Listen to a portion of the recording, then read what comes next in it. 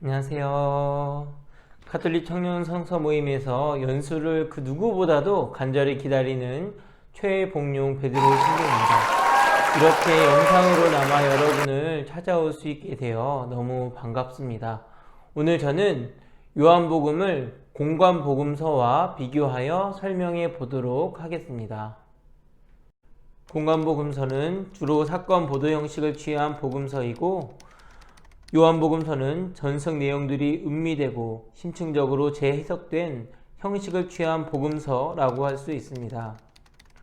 공관복음서는 육적인 복음서요, 요한복음서는 영적인 복음서입니다.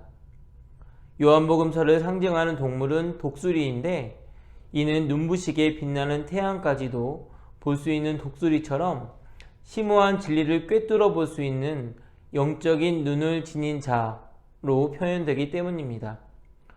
공관복음서는 예수가 누구인가를 초점으로 쓰여졌습니다. 공생활의 절정기에 베드로의 고백으로 예수의 신원을 밝히고 있습니다.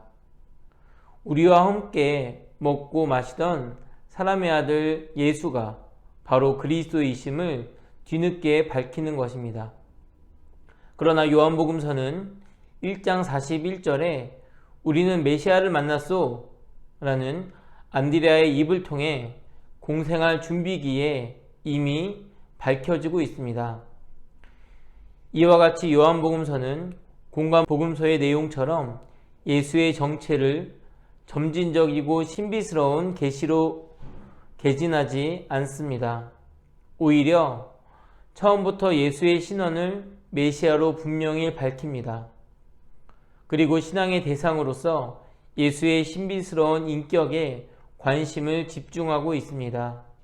즉, 예수가 누구냐 보다는 계시된 예수를 믿느냐의 여부에 그 핵심을 두고 있는 것입니다. 그래서 요한복음서에서는 히라버 듀나미스, 기적이라는 단어보다는 세메이온, 표징이라는 단어를 의도적으로 사용합니다.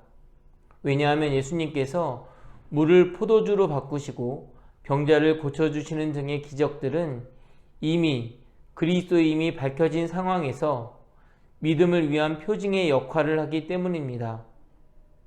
요한복음서는 두 부분으로 나뉘는데 1장부터 12장까지 표징의 책, 13장부터 마지막인 21장까지 영광의 책으로 구분합니다. 그리고 12장까지의 표징들은 예수님께서 행하신 수많은 표징들 가운데 7가지로 제시되고 있습니다. 자, 그럼 7가지의 표징들을 살펴보겠습니다. 첫 번째 표징은 가나의 혼인잔치에서 물을 포도주로 변화시키신 기적입니다. 성모님께서 포도주가 떨어지자 예수님께 포도주가 없구나 하셨습니다. 그때 예수님께서는 저에게 무엇을 바라십니까? 아직 저의 때가 오지 않았습니다. 라고 말씀하셨지만 결국 물을 포도주로 바꿔주신 사건이지요. 두 번째 표징은 왕궁 관리 아들의 치유 이야기입니다. 아들은 카파르나움에 있는 상황이었고 예수님은 환자에게가 아니라 환자의 아버지에게 말함으로써 치유가 이루어집니다. 세 번째 표징은 38해나 앓고 있는 난치병 환자를 치유해 준 이야기입니다. 그런데 그날은 안식일이었고 그때부터 유대인들은 예수님을 박해하기 시작하였다고 전합니다. 네 번째 표징은 보리빵 5개와 생선 2마리로 장전만도 5,000명을 먹이신 기적입니다. 이 기적은 예수님의 원의와 자의로 인해 이루어진 표징으로 보도됩니다. 군중들이 예수님을 따라 나선 것은 깊은 믿음에서가 아니라 표면상 드러난 기적에 대한 호기심과 더불어 어떤 도움을 받고자 하는 바램에서였다고 전하고 있습니다.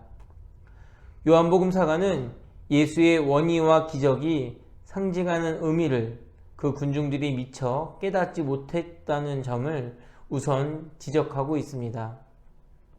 다섯 번째 표징은 물 위를 걸으신 기적입니다. 이 대목은 예수님의 신적인 자기 계시에 초점이 모아져 있습니다. 예수님이 어두운 저녁, 거센 바람으로 인해 거칠게 출렁이는 호수 위를 기적적으로 걸어서 배 안에 있는 제자들에게 드러내자 즉시 그 배는 무태 이르게 되었다는 것입니다.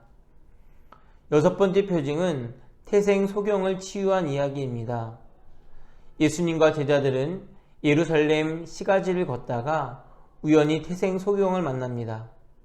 그리고 예수님은 당시 민간 요법에 따른 치유 방식을 이용하여 소경을 치유하십니다.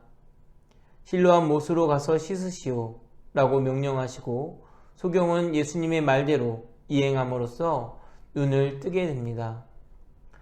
일곱 번째 표징은 죽은 라자로를 살리시는 것입니다. 예수님이 베타니아에 도착한 때는 라자로가 무덤에 묻힌 지 이미 사흘이나 경과한 후였습니다. 그래서 마르타는 벌써 시신이 부패할 때 나는 냄새가 난다고 말합니다. 이때 예수님께서 마르타에게 믿기만 한다면 하느님의 영광을 보게 될 것이라고 말씀하시고 라자로를 무덤 밖으로 부르십니다. 그 목소리를 듣고 무덤 밖으로 라자로는 나옵니다.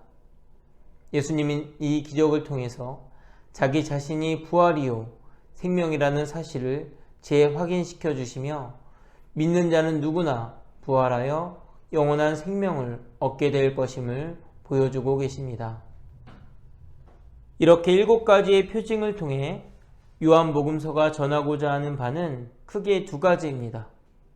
첫 번째는 예수님의 영광이 드러나는 것이고, 두 번째는 그 영광을 통해 믿음의 사람이 탄생하는 것이지요.